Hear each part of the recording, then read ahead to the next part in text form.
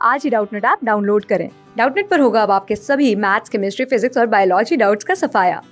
बस अपने क्वेश्चन की फोटो खींचो, उसे क्रॉप करो और तुरंत वीडियो सोल्यूशन पाओ। Download now. Hello friends, welcome to Doubtnet. So let's start the question. The question is saying what is the criteria for spontaneity in terms of free energy change.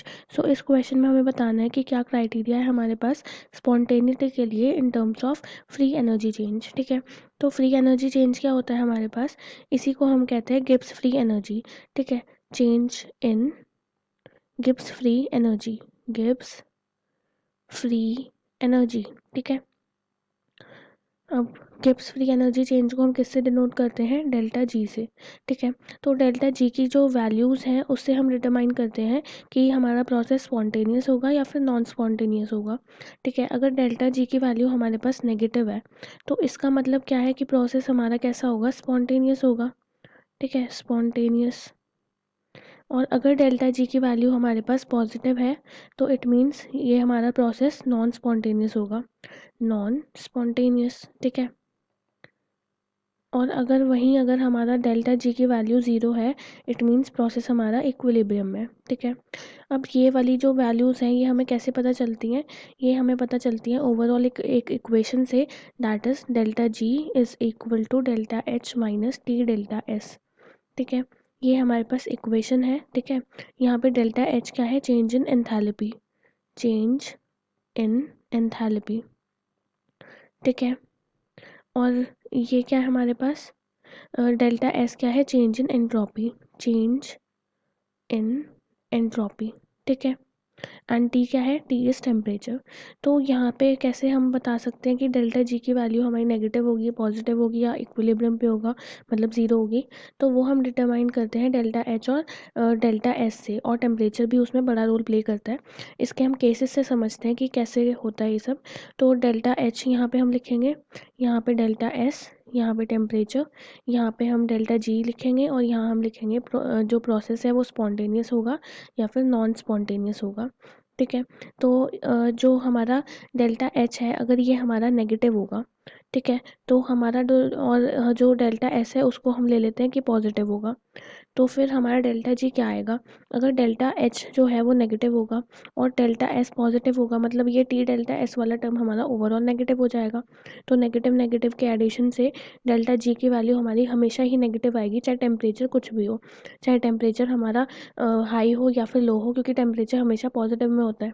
ठीक है, तो at all temperature, all temperature, ठीक है, for all values of temperature delta G यहाँ पे कैसा आएगा, negative आएगा। और अगर डेल्टा जी नेगेटिव आएगा तो मतलब प्रोसेस हमारा हमेशा ही स्पॉन्टेनियस होगा। ये था हमारा फर्स्ट केस। अब हम ऐसे ही अपने बाकी केसेस देख लेते हैं। अगर डेल्टा एच को हम नेगेटिव लेंगे और डेल्टा एस को भी नेगेटिव लेंगे, ठीक है, तो हमें टेम्परेचर के दो केसेस लेने पड़ेंगे। अब टेम्परेचर लो, ठीक है, लो टेम्परेचर, लो टेम्परेचर। तो लो टेम्परेचर पे क्या होगा, यहाँ पे डेल्टा एच नेगेटिव है, टी डेल्टा एस की ओवरऑल वैल्यू हमारी पॉजिटिव हो जाएगी, negative multiply by negative positive. ठीक है, तो माइनस अगर डेल्टा एच जो है वो हमारा बड़ा होगा तो क्या होगा, डेल्टा जी नेगेटिव हो जाएगा, और टी डेल्टा एस बड़ा होगा तो डेल्टा जी पॉजिटिव हो जाएगा। तो लो टेम्परेचर पे तो डेल्टा एच बड़ा होगा, और अगर डेल्टा एच बड़ा होगा तो प्रोसेस हमारा कैसा हो जाएगा, मतलब डेल्टा जी नेगेटिव आ जाएगा, तो प्रोसेस हमारा कैसा हो जाएगा, स्पॉन्टेनियस हो जाएगा। और इसी में अगर हमारा जो टेम्परेचर है वो कैसा हो जाए, हाई हो जाए, अभी ये नेगेटिव नेगेटिव और टेम्परेचर हाई, तो अब क्या होगा, अब डेल्टा जी हमारा पॉजिटिव हो जाएगा। ठीक है, पॉजिटिव क्यों हो जाएगा, क्योंकि टी डेल्टा एस वाला टर्म बड़ा हो गया। तो अब प्रोसेस कैसा होगा, नॉन स्पॉन्टेनियस। ठीक है, अब हम अपना फोर्थ केस देख लेते हैं। फोर्थ केस में क्या है कि हमारा जो डेल्टा एच है इसको हम पॉजिटिव ले लेते हैं और डेल्टा एस को भी पॉजिटिव ले लेते हैं। ठीक है, अब टेम्परेचर को हम ले लेते हैं, तो लो टेम्परेचर पे डेल्टा एच भी हमारा पॉजिटिव है, डेल्टा एस भी हमारा पॉजिटिव है। ठीक है, तो क्या होगा, ये वाला टर्म हमारा नेगेटिव हो जाएगा और डेल्टा एच वाला टर्म पॉजिटिव है। और अगर डेल्टा एच पॉजिटिव है तो लो टेम्परेचर पे तो क्या होगा कि डेल्टा एच डोमिनेट करेगा, तो मतलब जी डेल्टा जी की वैल्यू पॉजिटिव आ जाएगी, तो प्रोसेस हमारा नॉन स्पॉन्टेनियस हो जाएगा।